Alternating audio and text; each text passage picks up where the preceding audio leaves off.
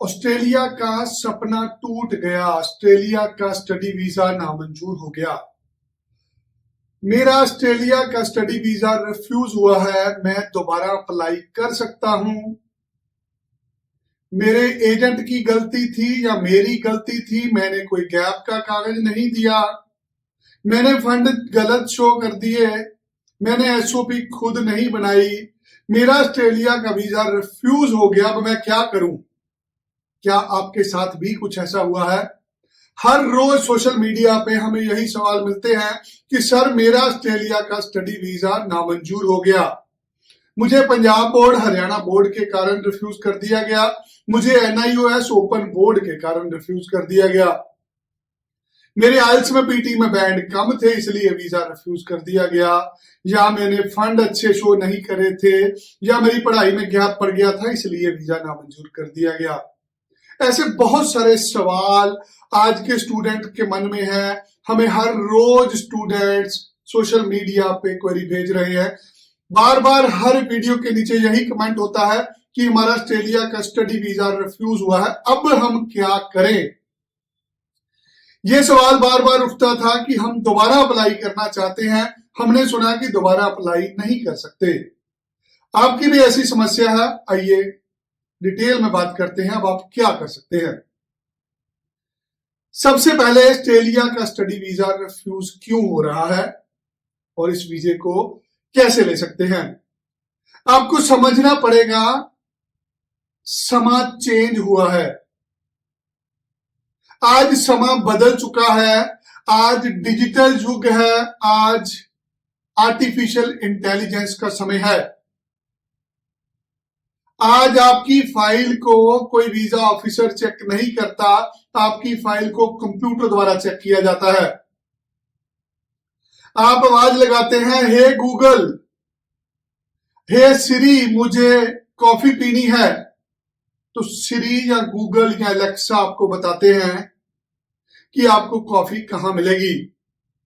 अक्सर लोग location use करते हैं व्हाट्सएप पे।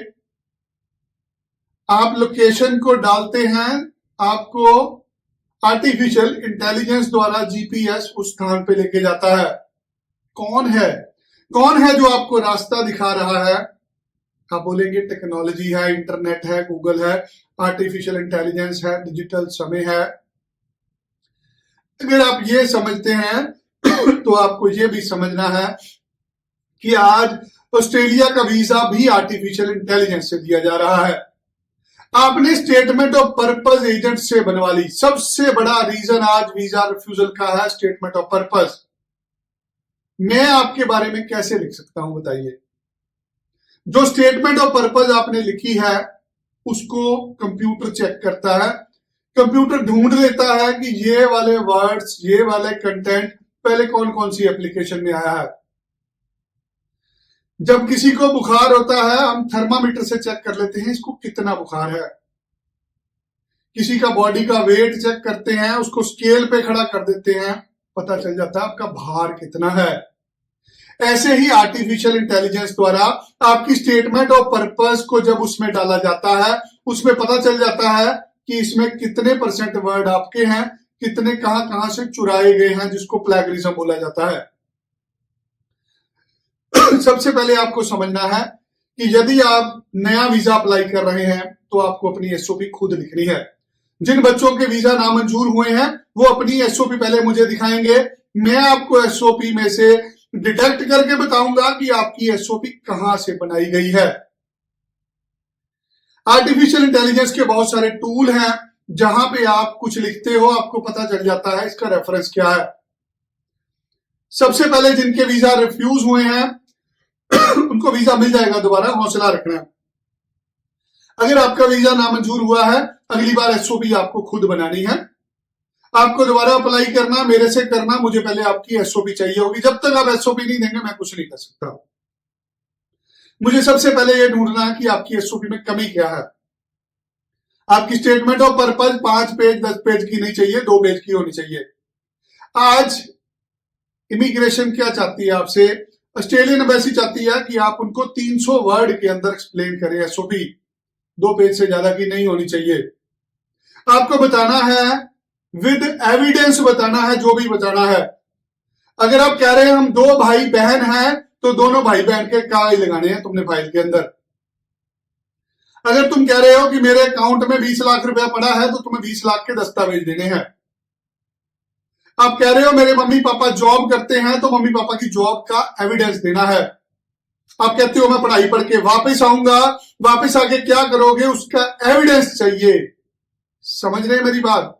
ये एविडेंस स्टेटमेंट ऑफ पर्पस में चाहिए। पहले स्टेटमेंट ऑफ पर्पस में जो लिख रहे हो उसके कागज अटैच करने हैं।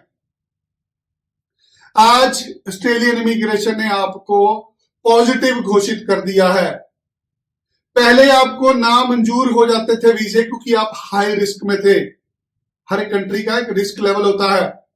आज इंडिया हाई रिस्क में नहीं है, हम लोग लो रिस्क में है। यहां पे 10 में से 8 बच्चों को वीजे मिल रहे हैं। आज जो 2 लोग के रिफ्यूज हो रहे हैं सिर्फ इसी वजह से हो रहे हैं क्योंकि उन्होंने अच्छे से फाइल नहीं बनाई। आपने अपनी एसओपी खुद नहीं बनाई, आपने एजेंट को बोला खुद बना दो। सबसे पहला रीजन वीजा रिफ्यूजल का आज हो रहा है स्टेटमेंट ऑफ पर्पस। दूसरा रीजन, आप कोई भी एविडेंस नहीं दे रहे फाइल के अंदर। आप क्या करने जा रहे हो, आपके माता पिता क्या काम करते हैं, आपके भाई बहन क्या काम करते हैं, आप क्यों वापस आओगे, आपके पास क्या प्रॉपर्टी है, सोशल कमिटमेंट्स क्या है, क्या आपके टाइज हैं, पढ़ाई के बाद क्या करोगे, इसके एविडेंस चाहिए। तीसरी सबसे बड़ी गलती कर रहे हैं आप फंड मैनेजमेंट में। आप एजेंट को जाके पैसे देते हैं कि लीजिए जी मेरे से 2, 4, 5% ले लीजिए, मेरे फंड शो कर दीजिए। याद रखिएगा क्रिमिनल बन रहे हैं आप। सारी जिंदगी आप विदेश नहीं जा पाएंगे, आपके ऊपर बैन लग जाएगा अगर आपने नकली कागज दिए। आपको अपनी फाइल के अंदर फ्रेश फंड देने हैं। आप किसी भी बैंक में अकाउंट है आपका, आप उसमें पैसे जमा करा के उसकी स्टेटमेंट दीजिए। कहीं पे भी ये नहीं लिखा हुआ कि आपको 3 महीने पुराने फंड देने हैं। आपको फंड शो करने हैं, आप एजुकेशन लोन दे सकते हैं। आपने फंड बैंक में डाले हैं, उसका सोर्स दे दीजिए, पैसे कहां से आए हैं। कोई आपको सूली पे नहीं टांग रहा। अगर आप नए फंड डाल देंगे, आपको क्वेरी होगी, आप उस क्वेरी का जवाब दे सकते हैं। जिन लोगों ने भी पहले फंड खुद शो नहीं करे वो दोबारा अप्लाई कर सकते हैं। जिन्होंने एसओपी पहले खुद नहीं बनाई वो भी दोबारा अप्लाई कर सकते हैं। जिन्होंने पहले कोई एविडेंस नहीं दिए माता पिता की आमदन का वो भी लोग दोबारा अप्लाई कर सकते हैं। जिन लोगों ने नकली कागज लगाए हैं वो अप्लाई नहीं कर सकते। अक्सर ये नकली वाला काम होता है हरियाणा के अंदर, जहां पे हरियाणा बोर्ड की 12वीं की मार्कशीट वेरीफाई नहीं होती। ज्यादातर लोग नकली बना के दे देते हैं।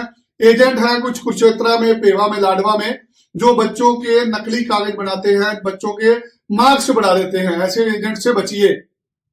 आप वीजा लेके हो सकता है चले भी जाए, बट जब आपको पीआर मिलने वाली होगी तो आपको वापस भेजा जाएगा।